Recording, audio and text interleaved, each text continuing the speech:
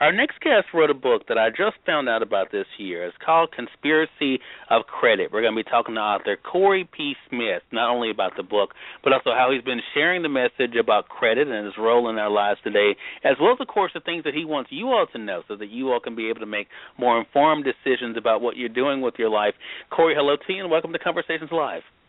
How you doing today, Cyrus? Hey, Thank you doing for having me good. on.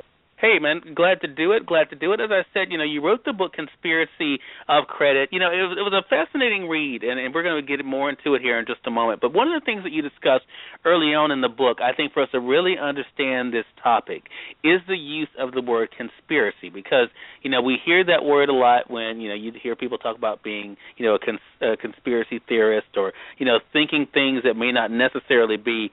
Why did you choose to use that particular word when dealing with the issue of credit? Honestly, Cyrus, I use the word conspiracy because it's entertaining.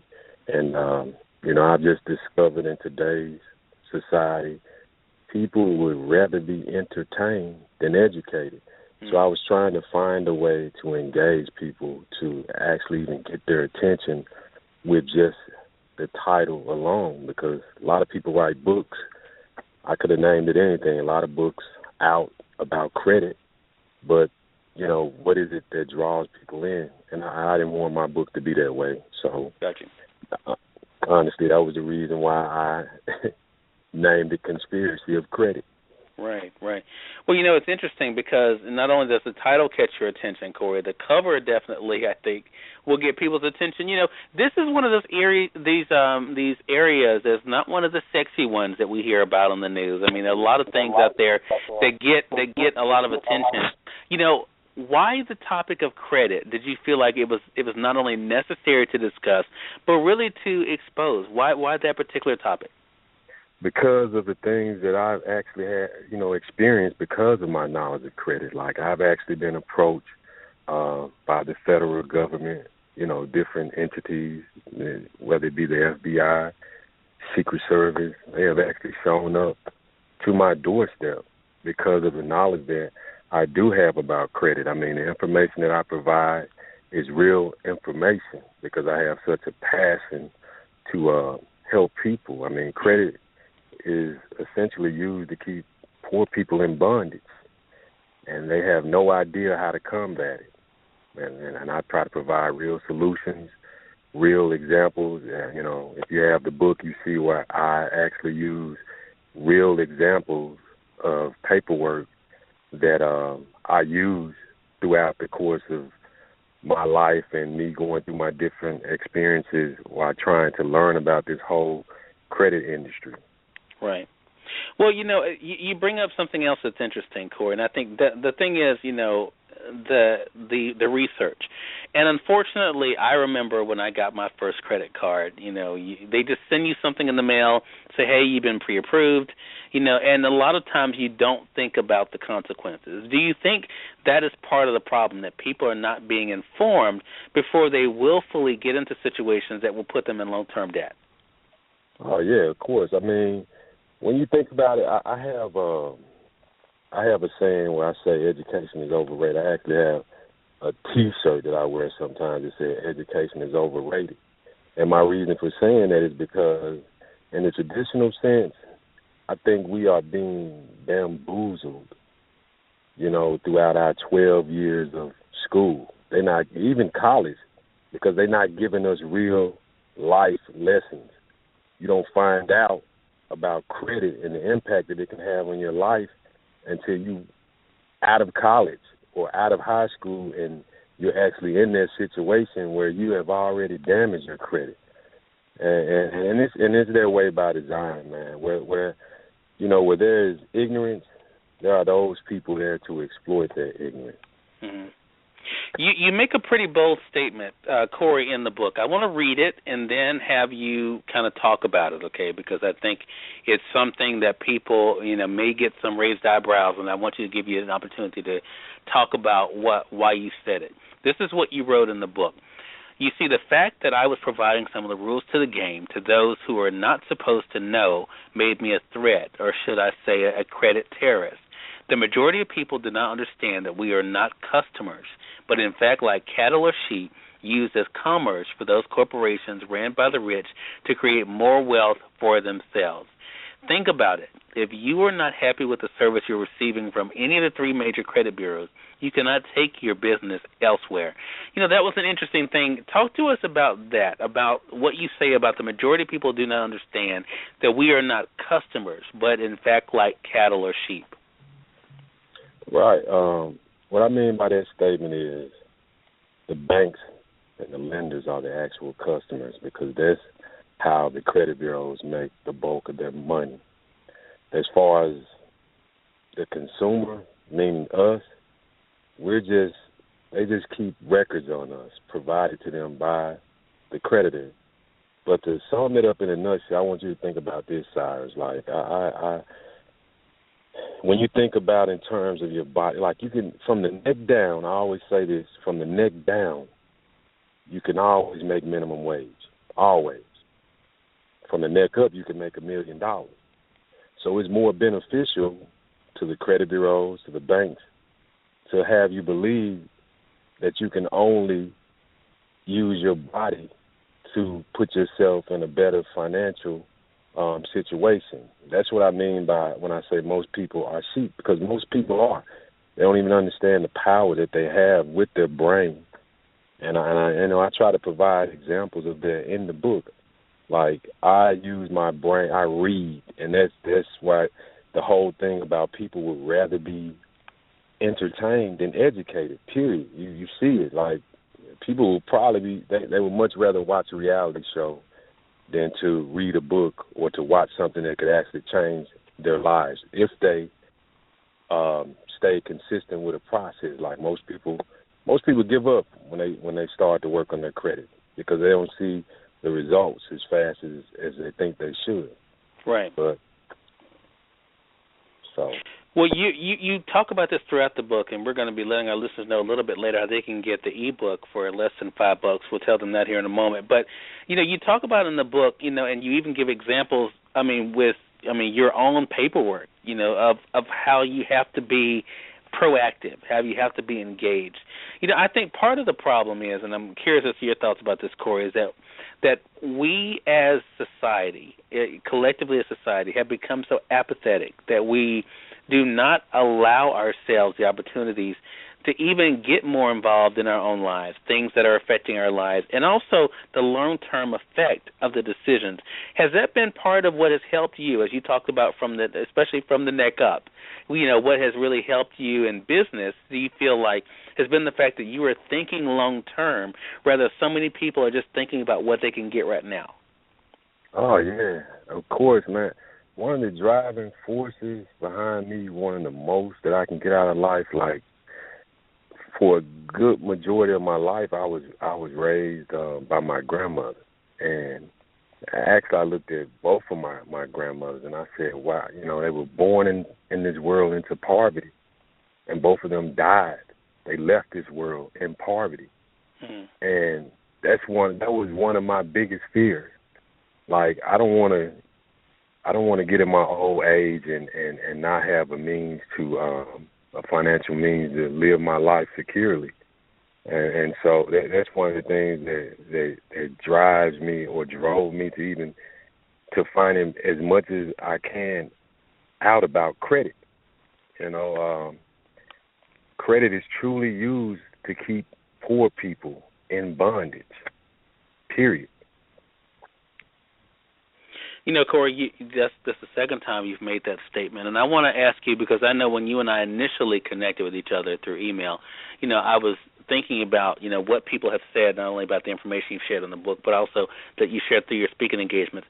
What is it like for you to meet someone that seems to get it, that seems to understand that, this is something I need to pay attention to, this is something I need to know the most I can about? What is it like for you to be able to share that information and then to see people actually being able to apply it? Oh, man, it excites me. I get very excited when I see the light bulb go off in people's mind. Like, I get excited, and it causes me to try to engage them even more. For the most part, people want real information. They don't like, I'm not Susan Norman. I'm not Dave Ramsey. I'm not going to tell you no dumb stuff like, well, if you have a collection, go pay it off. No, you don't pay it off. You don't negotiate with them. You make them take it off. And there are ways to do that, and I talk about that in the book. Because no matter what, it's not going to improve your credit. Tax liens, public records, there are truly ways to take that off. And I provide examples of that in the book. I use affidavits. I use those against the privacy laws that have been put in place over the last few years when it comes to creditors. I mean, people have to understand that the credit bureaus are nothing more than record keepers, period. Nothing more than record keepers. Your agreement is with the creditor and their brand of family. That's who your contract is with. So when you engage the credit bureaus with affidavits to ask them, hey, let's say a tax lien, show me the proof. The only way a tax lien can be verified is through a title search. And, I show people how to use, I talk about that method in the book. So I'm that guy that I want to give people real information. And and that's the only way that they're going to overcome all this BS, all this propaganda that they put out in the media. Man, you got people that's paying for credit protection. You got people that's paying for credit scores. For what? For what? All you need to know when it comes to your credit score is, let me make sure that all of the negative items are removed. The credit score is going to be there. As far as the credit protection, identity theft protection, LifeLock, man, that's crap. That's a revenue stream. That's nothing more than a revenue stream. That's been, now everybody's doing it. Everybody has credit protection and, total, insurance up to $1 million. That's crap. And people are just being bamboozled through the media. You put enough information out there and people buy into it. It's called fear. Mm. Well, you have quotes throughout the book, Corey. One of the quotes is actually your own. Financial freedom will never come where ignorance exists. I want to talk about the Internet for a moment, how you're using it, because you, like the rest of us, are using social media. You're using those platforms. What has that done for you in helping to get the word out, as well as, of course, to reach the people that need this information the most? It's been very beneficial. I see it in the sales reports that I get, whether it be through for my audio book. I mean, even people in the UK have supported me a whole lot. I mean, I've gotten a lot of downloads for the audio book from people that live in the UK. But it is, for the people that is on social media and they come across me, for the most part, a lot of them have bought the book, or they have even tried to reach out to me. I get a lot of emails. I get a lot of inboxes of people wanting me to call them. Of course, I can't call back everybody, but I love the Internet. I use the Internet for research. And I use the Internet to try to get people to buy the book in some form or fashion. Right. The other thing I want to talk to you about, you mentioned fear, and it's interesting that you should mention that in this conversation, because you're right. A lot of times people will do anything because of fear. They feel, like, okay, you're offering this. I'm afraid this may happen to me, so I'm going to do it. Maybe not even thinking about the consequences. Did you have any fear in writing a book like this, discussing a book like this, Corey, and really saying some of the things that you say in the book about not only the system that is set up, but also those who protect the system? No fear. I mean, I look at my life in this manner, like, fear has never gotten me nowhere, and what do I actually have to lose? I have a lot to gain, but for the most part, as long as I'm not breaking any laws, I don't have anything to lose, but I have the opportunity to gain a better life. And people,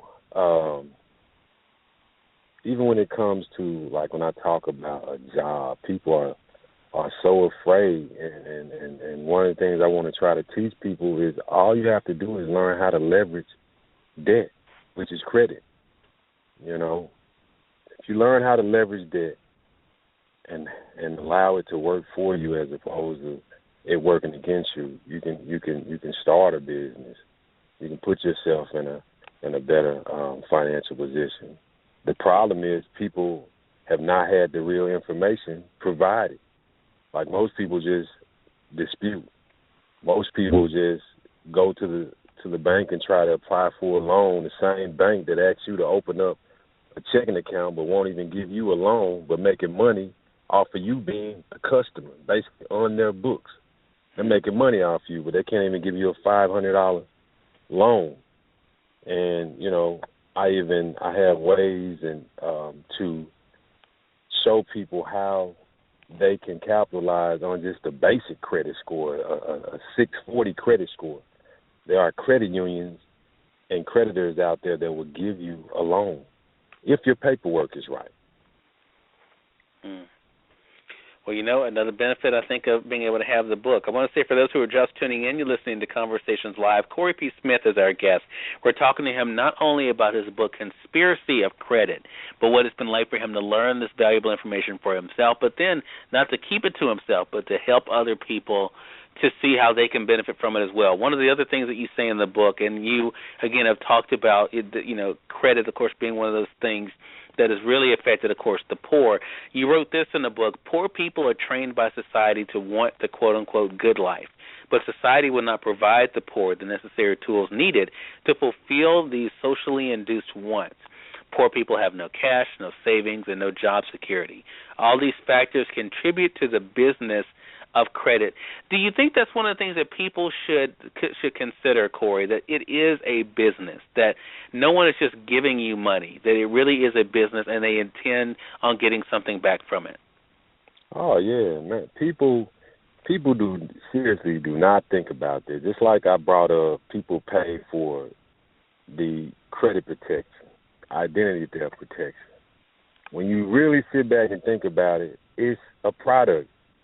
If you really think about how many times a bank, or even if for the people who have credit cards, or even when you order your credit report, how much they offer this product to you. And people don't realize you can protect your own credit for free. But they capitalize off the ignorance of people, whether it be poor people, whether it be middle class people. They capitalize off that. I mean, Cyrus, a lot of people don't even realize. When I talk about you should never negotiate a credit card debt for a charged-off account, I say that because people do not realize when you negotiate a credit card debt for just $600 less than what you owe, by law, they have to report that to the IRS. When that happens, you have to pay taxes on that charged-off debt. So now you're paying taxes on credit. And it's going to, I talked to an IRS agent, when I was doing my research, and the agent told me that people will begin to see this a lot more in the coming years, like where they are paying taxes on debt that's charged off because, or should I say, the canceled debt. When a bank cancels a debt, they have to 1099 you, and people don't know that. So when they offer you a settlement, don't do it. The best thing you can do is attack the credit bureaus with affidavits and make them provide the proof that you actually had that account with the creditor. And for people that don't believe that I'm doing it or it can be done, I provide the proof in my book. The actual paperwork. Again, one of the great things. It's an eye-opening conversation, Corey, and I think, and as I said earlier, you're not only an author but also a speaker as well, so your services are available. We're going to tell them here in just a moment how they can stay connected with you. But what is your hope as we're headed into the end of the year, headed into the end of this holiday season? What is your hope that people would be able to do when it comes to thinking about their finances differently and thinking about the role of credit differently? You know what my goal is? I want to provide a platform where people actually start building like what I call a community of credit, where they start working in groups Like maybe you have 4 or 5 people in a group and they assist each other in the research and they assist each other and help each other improve their credit. Because, people tend to be more motivated when they work in groups. They motivate each other, whether they exercising or studying. So that's one of the things that I want to do. Another thing that I have a passion to do is to provide a platform for people that have been in prison for 5 years plus. I want them to know that their biggest asset is their name, because they're like newborn babies. They have no credit. So they can utilize that to their advantage. I have a relative. He's been out of jail for 9 months. He was out of jail probably 5 months when I helped him secure a $40,000 line of credit. He has a lawn service, but that works for him because he has felonies. So it's kind of hard for him to go and get a job that's really going to provide for him when he's not living paycheck to paycheck. Right. And, so I mean, and like I said, I have such a passion for people. I just want people to wake up, read, research, and realize that they are being duped all the way around. That's my biggest hope. Well, I tell you, it is great to be able to have this information available for the audience, and it's available at a very reasonable price as well. Again, everyone, Corey P. Smith has been our guest. We've been talking to him about his book, Conspiracy of Credit. You guys can stay connected with all things dealing with Corey through his website at CoreyPSmith.com. You guys can also find him on Facebook and Twitter. We actually tagged him on both places. At Corey P. Smith is where you guys can find him on Facebook and Twitter, so make sure you guys are looking for him there. Corey, man, congratulations to the book. On the book, I will be posting my review on Amazon this week. Encourage anyone else who's read the book already to make sure you guys head over to Amazon.com and post your reviews there as well. The book is available, as I said earlier, as an ebook for only $4.99, as well as, of course, as a print edition as well. You guys can get it there. And then, of course, stay connected with Corey, as I said, through his website, CoreyPSmith.com. And I think your website, conspiracyofcredit.com, will it redirect there as well, Corey? Yeah, I mean, you can find me. You can pretty much find me on the internet, like by Googling my name. And the book is everywhere. And I thank you so much for providing me the platform, because I wrote the book as an 8th grader can read the book, and I tried to really give away as much information as possible. People will not be disappointed. It's not just a book on repairing credit, but as you know, I tried to provide a story, like my story within the book. Right. So I thank you for the opportunity, and for all the people that's listening. Go get the book. You won't be disappointed, and don't just put it on the shelf. Read it. Right. Exactly. That's how it's going to help you, Corey, man. Congratulations again to you. And thank you all for tuning in to another edition of Conversations Live. There's more Conversations Live to come for those joining us on the radio side of our program. For our online listeners, though, if you guys came in late and missed part of the conversation with Corey, don't worry about it. Thanks to our online friends, you guys can catch the podcast. I've already posted the link on our Facebook and Twitter pages at facebook.com/Cyrus Webb, or go over to twitter.com/Cyrus Webb. So click on those links. You can listen to the show completely for free and even share it with your friends using the social media buttons you'll find there. Until next time, I'm your host, Cyrus Webb, saying, as always, enjoy your day, enjoy your life, enjoy your world. Make sure you take out time to enjoy some good music as well as a great book. Thank you all for choosing Conversations Live today. You all make it a great one.